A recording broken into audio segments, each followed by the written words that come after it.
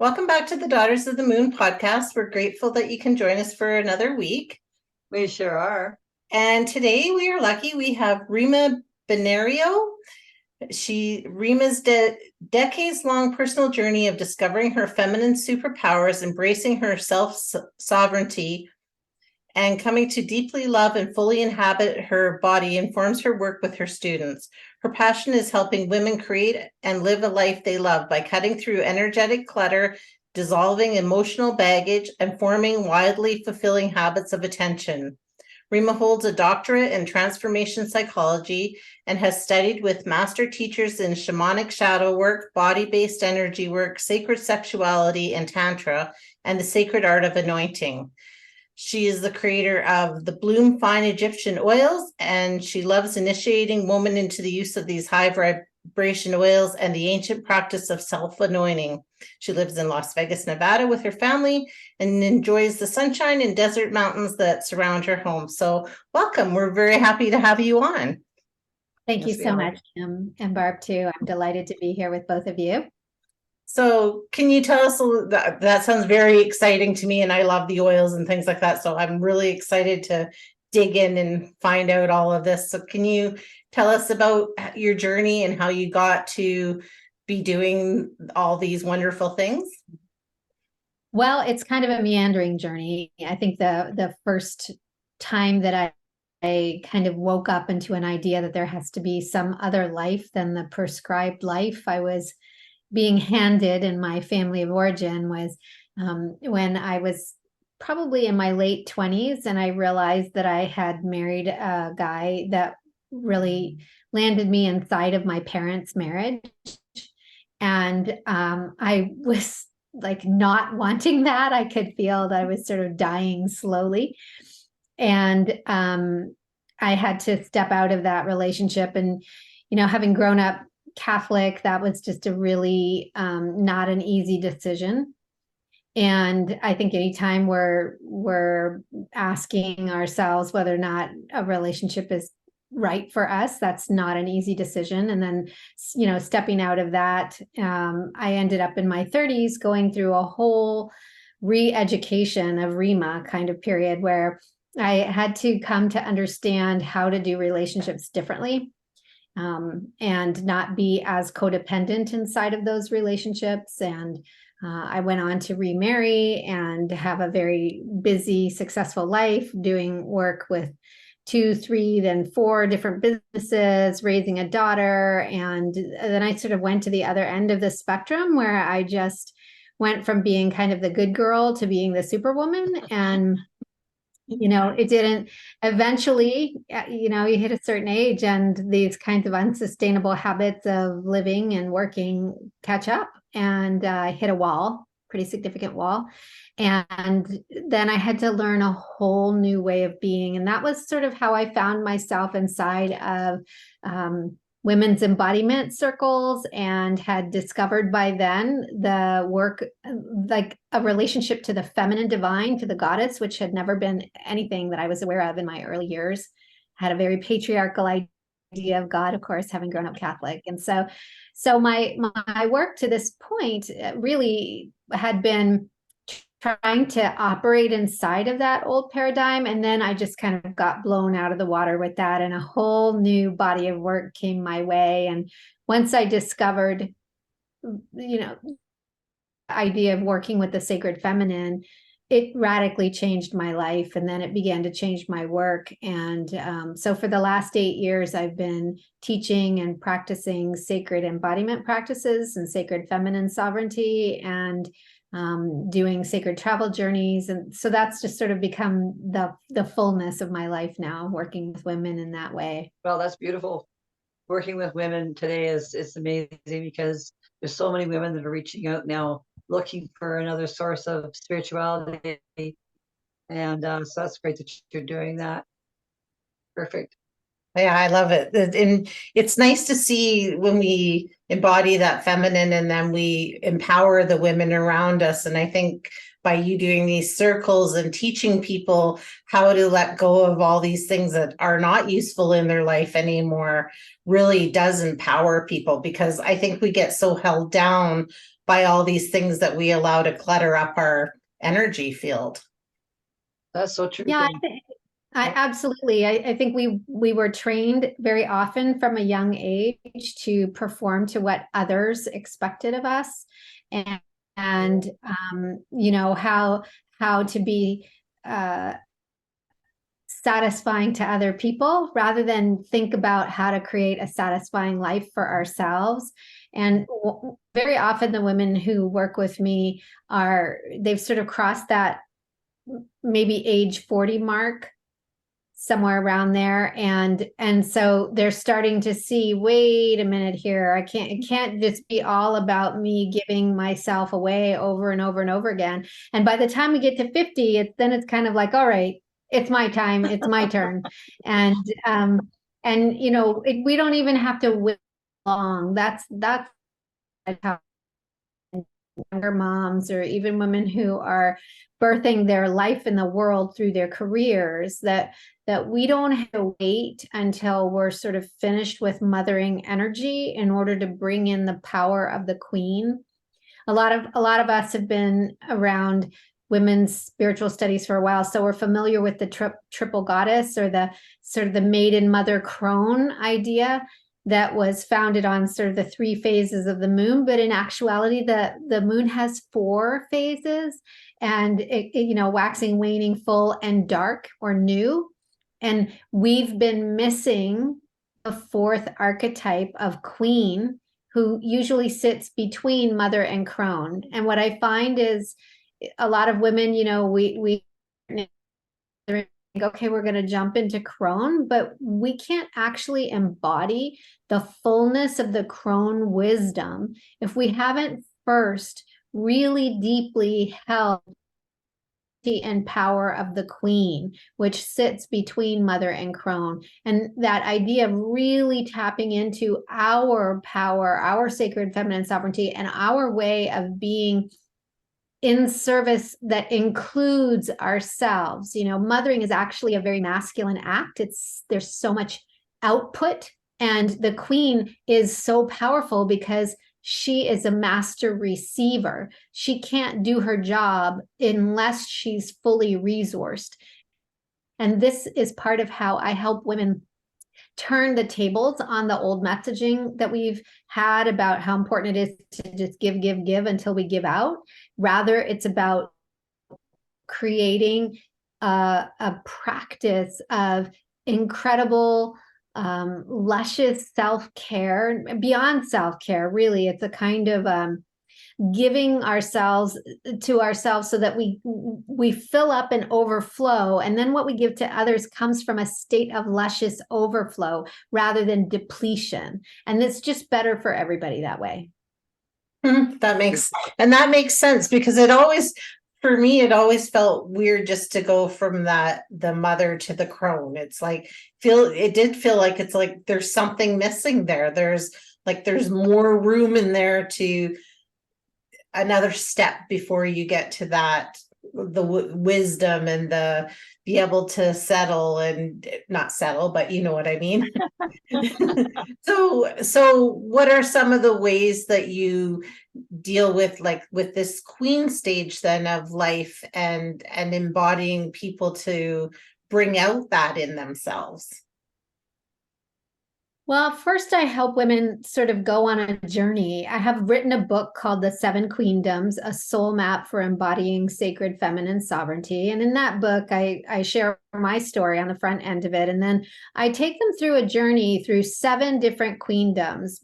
And this came about from my own personal work when I was wanting to create more sovereignty in my life. And, you know, lives are complicated. There's a lot going on there. And it's so much easier if we break things down into bite-sized pieces.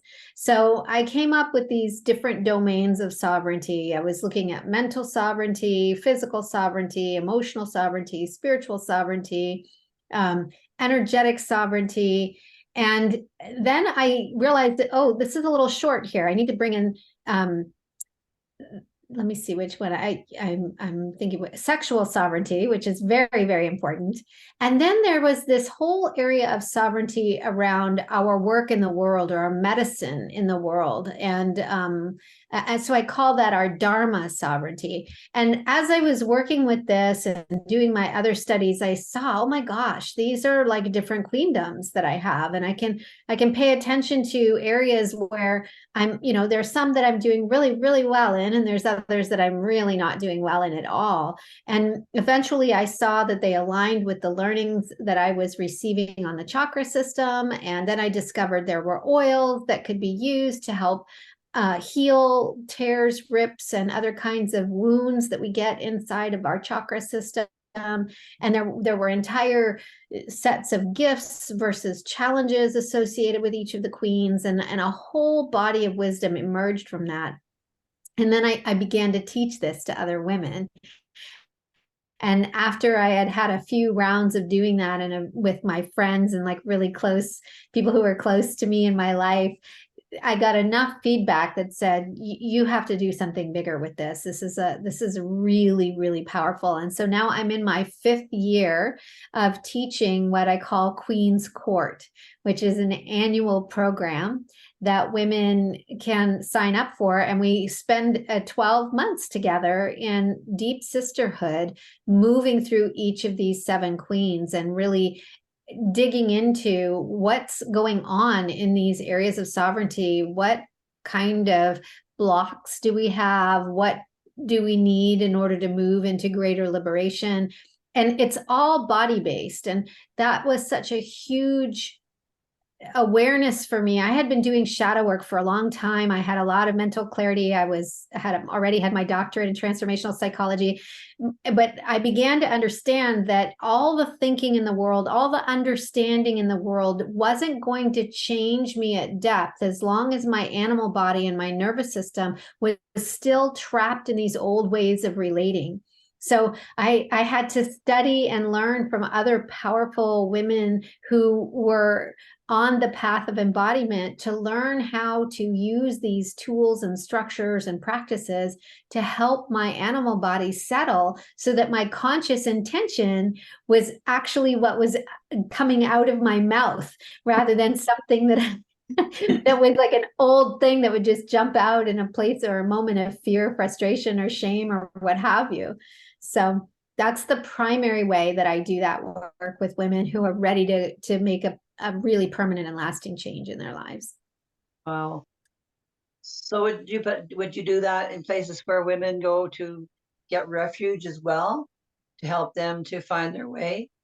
Absolutely. So right now I primarily do that online because it makes it possible for people to join in from all over the world. So I have students in Europe and all over the United States and Canada. And I also love to do in-person work because there is something very, very special about when you're being actually held there in person and in a circle. And I do retreats everywhere from Hawaii to Honduras to beautiful places here in the United States. And then I take people on sacred travel journeys to Egypt as well, which is where these magical oils come from. So, we can really come at our growth in a lot of different ways. And I think it really just depends on what our heart is calling us into. I spent years doing what I called bibliotherapy, where I would read books and learn new things and have all these ahas. However, I did get to notice eventually that the book would go on the bookshelf, and it was like I then just sort of popped back into my regular everyday living.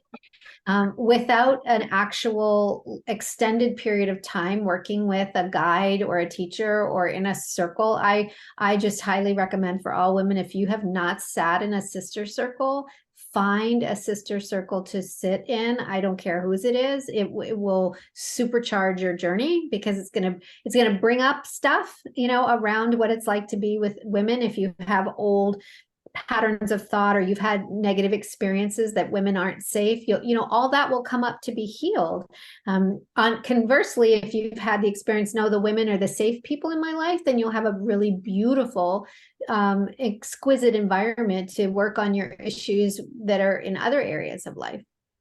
Yeah, I found when I was in a circle, there was a lot of dancing and and it was a woman's circle, and it felt like just a very safe place. And just, I don't know, sometimes when you're doing these things, especially like we were doing a womb exercise, and I mean that's really personal and really vulnerable, and it was such an amazing experience, because I think there's just parts of us as women that we shut off and don't. So I think like where you're talking about with your program is like you're venturing into these different things, right?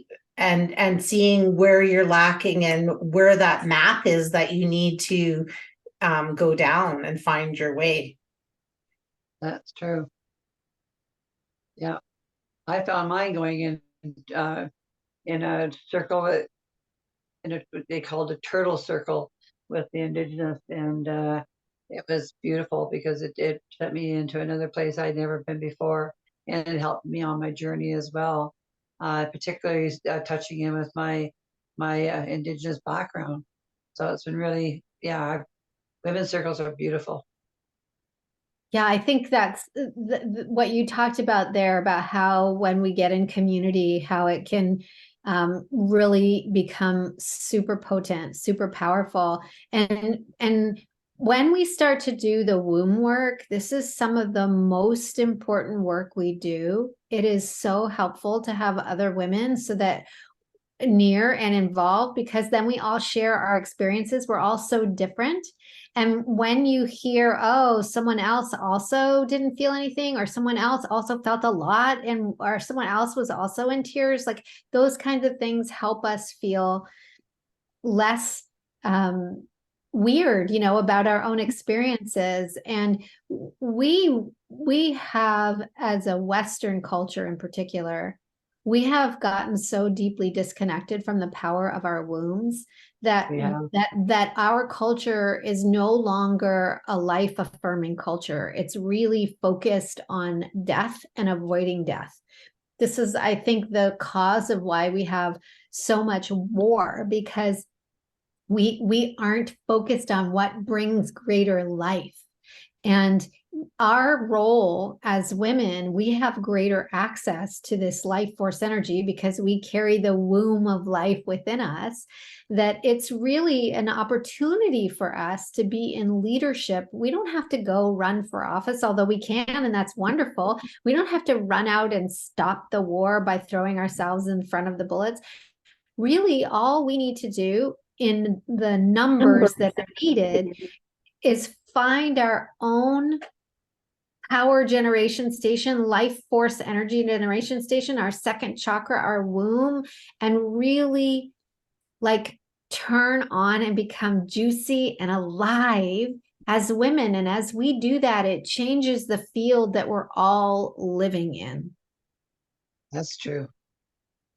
And we need that. Us women need that. We need to rejoice in the fact that we're feminine and that we're growing and we're evolving beautifully. And the more the time goes on here, you just see the blossoming even in the younger now, right? So it's something that we're spreading it all over the place. It's beautiful. So that's awesome. That's a bit about your oil that you make. Actually, I import these oils from my teacher, Gamal Abdel, in Egypt. And I met him on my first trip to Egypt back in 2017. And he looked at me, and I was trying to decide between whether I was going to get the small set or the larger set. And he just looked at me with that kind of look that, people who can read and see do. And he said, you're going to be sharing these with a lot of people, so you should get the largest amount you can afford. And I thought, well, okay, whatever. So I bought really, it was quite a small amount compared to, how much I've purchased over the years from him. But I brought home this, really was like the medium set. And as I was telling you, I had started working with this. I had a circle that I'd pulled together with some friends. And so I was there in November. I launched the circle in December, and then we started getting together in January. And by the time it rolled around to January, I was like, I think I'm going to share these oils with them. And I had completely forgotten about what he said at that point. And I started, I gave everybody a little bit of oil. And then at the end of our time together, they all told me how powerful these oils were in helping them shift some of these old patterns. It's like homeopathy in a way. It goes and works on the energy body at the energetic level. And these are the oils that they found in the tombs of the priests and the kings that they used in Egypt for their own work. They found alabaster stone tablets that were carved over 3,000, 5,000 years old with the little divots for each of the oils so that they would use them with all of their chakras. And it's just been so profound, just a really incredible technology. I feel like, not to sound too woo-woo, but I feel like so many of us here are waking up and remembering the ways that we used to operate when we were here before in past life experiences. And we are remembering what it means to be a sacred sovereign being with all these technologies and temple arts and, just the return of the sacred feminine. It's so palpable right now. Mm-hmm. Mm-hmm. Let's wait for Kim to come on there. Kim, you're muted, love. Sorry, I muted myself because I was having a coughing attack. Oh, are you? Okay, yeah. So, with the anointing then, so when you're teaching people that, is it like to do with the chakra system? So it'd be in and around the chakras, or is it to do with the journey through the sovereignty and dealing with that as well to embody that? It's both. It's both. So we work with the oils directly on the chakras, but we can also you end up developing a relationship with them. So they're like old friends. And I was just having the last call for our 2023 cycle with one of my students today, and she was saying, we were working on, in her private session, we were working on a particular pattern that comes up for her around the holidays. And she's been defining herself more for who she is. And so she was really like in this place of, I don't really want to go be and do the big family thing. And how can I step into that truth, what's true for me, be in my sovereignty and not feel guilty or, experience how my family shames me over my choices, all of that. So we were working on it, it's an empowered queen question, which is, the empowered queen sits in the solar plexus. And so as we did this powerful piece of work to help her move the subconscious thinking that has her stuck in, I have to do what is expected of me, right? It's that sort of, I've got to be a good girl here. This is what's expected of me, and let that go. And so I said, it would really be a great idea for you to work with your jasmine oil for the rest of this week, because this is a third chakra issue. This is where the empowered queen lives. And she said, it's so funny because this morning when I got up and I went to my oils, as is her practice every morning to go to her oils, she said right away, it was like the jasmine oil was talking to me and said, today's my day. So she just took the oil out, and sometimes we'll put them on the wrists because then you can smell it all day and it's wonderful. Sometimes people like to put them on the bottoms of their feet. Sometimes we'll get an oil that's like, it doesn't smell very good to us because we're out of harmony. We're out of balance in that arena. And so that's when I say, put them on the bottoms of your feet and put your socks on, and eventually your body starts to heal, your energy body starts to heal. And it's just amazing how the oils can change how they smell to you because you are shifting, your vibrational frequency comes into greater harmony.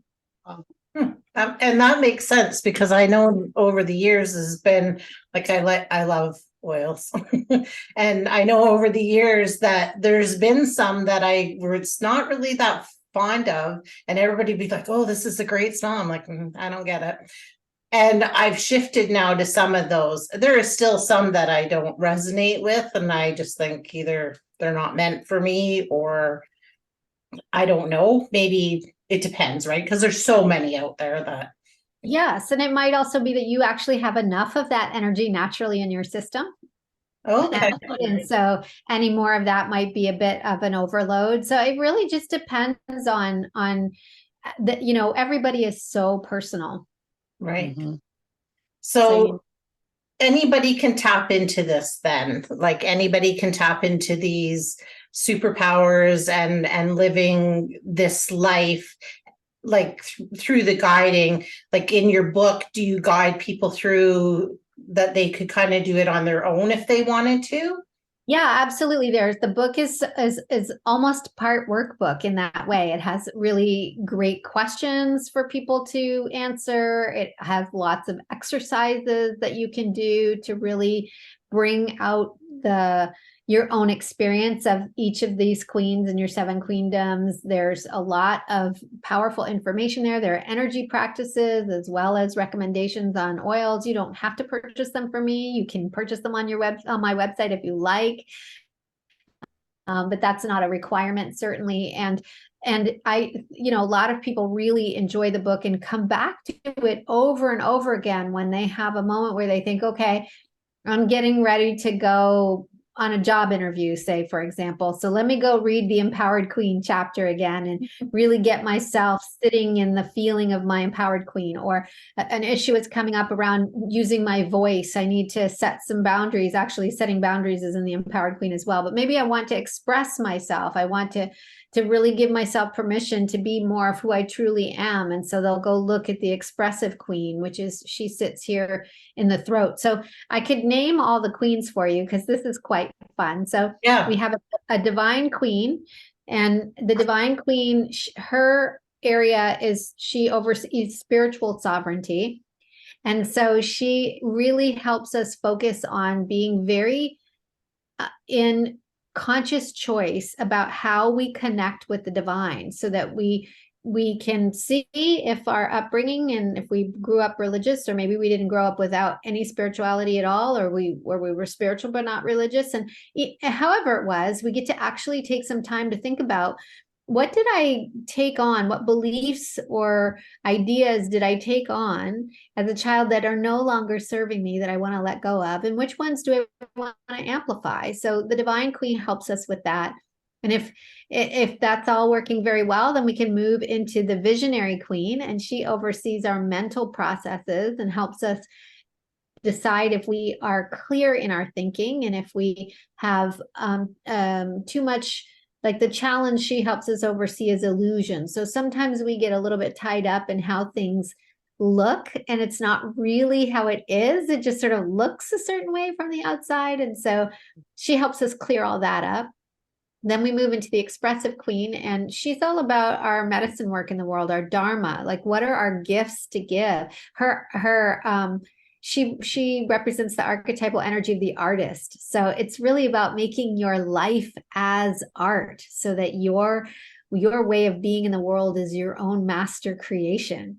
You don't have to be an artist necessarily, but your life is your artwork. And then we move into the Loving Queen. She's in the heart, and she helps us with our emotional sovereignty and the right to love and be loved, and to really take a look at how we are, like, really her focus is self-love and self-acceptance, because so often we worry too much about loving others and other people loving us, and we forget that we have to start from within and build a beautiful sort of fill our own well, if you will, as I was saying earlier, so that then the love that flows out of us can flow out unattached, rather than, okay, I'll give you something, but I'm waiting for you to give it back now. You know, we throw our well water out, and we're like, wow, how come you aren't throwing your water back at me? And then we keep going into the system. There's 3 more queens. There's the Empowered Queen. She oversees energetic sovereignty. She teaches us how to be in our sovereign energy. we've talked a little bit about her. Then there's the passionate queen, who's all about sexual sovereignty, and as well as she helps us really see that we have a right to our needs, wants, and desires, and that our desire is actually the source point for everything we want to generate and create in the world. And far too many of us as women over the years have trained ourselves or talked ourselves out of our desires, like somehow that they're a bad thing or a selfish thing, when in reality it's that desire that is the creative life force energy that makes the world a beautiful place that blooms within us and without us. And then the very last queen is the grounded queen. And she's one of my favorites. She's so important. She helps us recognize that we have the right to exist, so that we stop trying to prove that we are allowed to be here and that we have a right. I used to think about it like I felt like I had to earn my air, because otherwise I was taking it from some other more worthy person, and I had to constantly prove my value and my worth. And when you really get a deep relationship with the grounded queen, that whole business is done, and it's so liberating. That's It wonderful. would be liberating. Release is always liberating. Okay? It is. Really. Do you find with like the groups that you've been in and with your teaching and everything, do you find that there's a commonality of one of those areas that people are most stuck in? Well, the last three that I mentioned, the grounded queen, the passionate queen, and the empowered queen, which as I said, these loosely relate to the chakras. They relate to the bottom three chakras. Those tend to be the places where people have the most damage, where they've been told that they're not allowed to be a separate being. Sometimes parents who are just, even when we try our very best as a parent, we can't get it right all the time. And sometimes true. Right, exactly. And then sometimes we have, a lot of people that think of their children as extensions of themselves. So they don't really feel comfortable with their children growing up into their own empowered person, because they're not easy to manipulate and control. And so some of us are still at 40, 50, 60 years of age, we're still trying to get back our sense of agency as an individual person, that we are allowed to make the choices for ourselves, that we're allowed to not be an extension of someone else. And sometimes then we get into relationships where now we're an extension of our partner, or we do the same thing to our children. Now we're fused with our children and we don't know how to be, and then they go off to college and suddenly we're like, oh my God, who am I? I don't even know who I am anymore. This is part of the work that happens with the empowered queen. And then this really messes up our sex life because we don't know how to feel worthy of pleasure. We don't know often that pleasure is a good thing. If we grew up in an environment where we heard a lot of negative things about the body, like somehow it's not clean, or it's like wanting pleasure or sexual pleasure, being in a sex positive environment is somehow a path to hell, which is ridiculous. And so there's a lot of recovery around that as well. Interesting. So when people, sorry, were you going to say something? Because I just, me. No, I'm good. No, I'm good. So when people do this and they get into finding these different areas and doing a little bit of shadow work, I think in some of those, and they find their sovereignty and they, embrace that. Do you see people have like almost physical changes as far as like the way they look, the way they light up, the way they show up in the world? And like, are they almost like, I don't want to say a different person, but that's about the best way. That's such a keen observation. I mean, that happens very often, that people, the way they hold their face changes because they start to relax.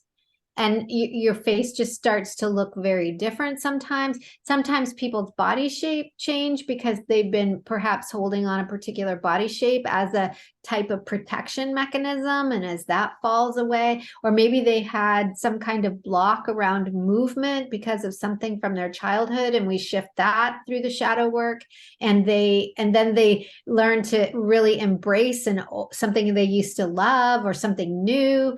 We have one woman in our group who hula hoops, and I mean, it's just amazing to watch her journey, what's been happening with her. And then this sense too of if we haven't felt free to adorn ourselves and to dress in a way that really, like the queen, part of what she does is she shows her sovereign authority by how she prepares for the day. So there's rituals that we can start to take on around bathing and dressing and adorning ourselves that allow us to step into life, not from this place of I need to be pleasing to others, or I need to look a particular way that Hollywood says feminine beauty looks. It's none of that. It's actually deeply authentic and powerfully moving from the inside out. And when we come out from the shadows where we've been shrinking and holding ourselves back and playing small, or we stop exhausting ourselves by building somebody else's dream and we start focusing on our own dreams, it is absolutely transformational what happens for women. And they do, because at the end of the year, it's like I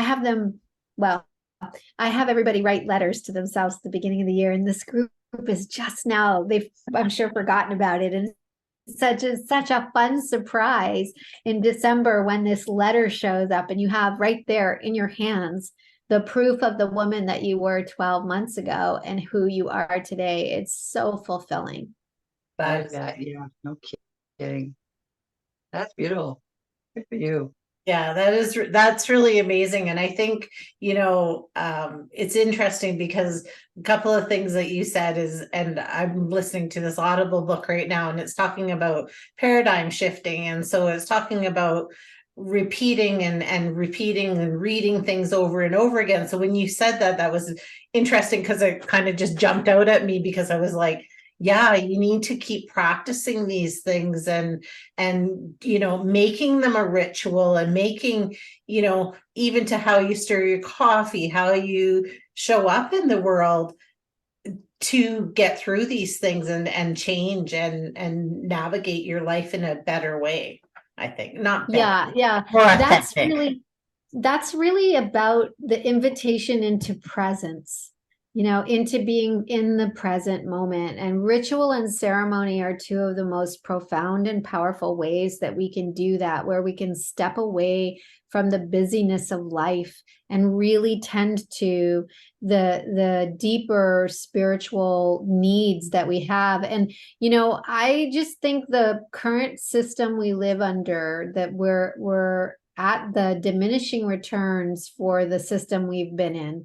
And it keeps us busy and focused on productivity, really as a way to make sure we don't get too authentic. Because once we start being really tuned into ourselves, we're so much harder to control. Like, we don't care about the things we're told to care about. When we get connected to our true essence, to our soul self, we start being guided by that inner voice, then the advertising doesn't trigger us to rush right out and get a bunch of things so we can feel better. We don't need that to feel better. We don't need whatever the world wants to sell us in order to feel good about ourselves. And we start speaking our truth to power. We start standing up to old paradigms that don't fit anymore. We become, difficult to control women, which is really what we need to be, is authentic women standing in our truth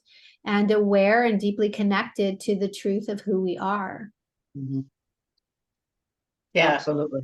Yeah. And that's something to applaud, I think, because when you're empowered, because I think that people, and sometimes maybe the men in our lives, they feel like they don't want you empowered, when really being empowered, I think, just makes you show up and, be more sexual and be more giving and be more loving and be more fun. And, I think that's really important for people to really find what their true essence is. And what's right for me doesn't necessarily mean it's right for someone else. It's our own individual stories, and we just have to find out how to embody that the perfect way. True. Yeah. And in fact, the more nourished we are, the less we try to control the people around us. When we don't feel nourished, when we don't feel connected, when we don't have a nice big network of sister friends, and we aren't excited about life, then we start to nitpick the people we live with, and we start to demand that they help us feel better. And that's the happiness we seek is truly an inside job. And yeah, sometimes we do need to assess, is this relationship actually good for me? And sometimes we do need to start standing up to ask for what we want, and not tolerating things that aren't workable for us. And it takes so much courage to risk rocking the boat when that happens. And I just feel that if we aren't willing to change it, then we are actually part of co-creating it. Like we're saying yes to it if we're not willing to step into making the changes that are necessary and asking for what we want. And if you grew up in an environment where when you made yourself vulnerable and you asked for something, it wasn't well received, that can haunt you for your whole life and make it incredibly difficult to know that it's okay to ask for things, that you deserve to be to have your needs met. Right. Sometimes that's like just that alone is mind-blowing for women. You mean like intellectually we might sort of get it, but then we just live in this environment that it doesn't meet our needs, and we just complain and all the time because we can feel that it's not right, but we really don't know how to resolve that. And there's a way out, and sacred feminine sovereignty is a true path that helps us get out of that. Wonderful. So how do people find you? Oh, I was good. Go ahead. Well, the easiest way to find me is to visit my website. It's rimabonario.com, RIMABONARIO, a good solid Italian name. And as far as I know, I'm the only Rima Bonario out there. So I'm pretty active on Facebook. It's really the only one of the social media platforms that I'm very active on. I have a presence on Instagram, but I haven't posted there forever. You can find me on LinkedIn too. I have some videos available on YouTube. If you go to my website, on the page that's free gifts, there's a gifts page. There's a number of things that you can get for free. You can sign up to receive several of my master classes, and I'm happy for people to get to know me a little bit better by doing some of these little master classes and other interviews that have been very informative for people. And then you can read about Queen's Court or any of the other programs. Right now, Queen's Court we're in enrollment in December through January. We start at the end of January. It's the only time you can sign up to be part of the circle because it is an annual circle. So if your listeners are interested, they are in luck that now is the time when the doors are open, and we have a really powerful group of women who are enrolling. Some who are new to this work, and others who are actually pretty familiar with this work. And it's a really beautiful way to get involved. Nice. Beautiful. So if you had one final word, advice, thoughts, something that you want to share with the followers, what would that be? Yeah, I'm gonna just see what's wanting to be spoken here.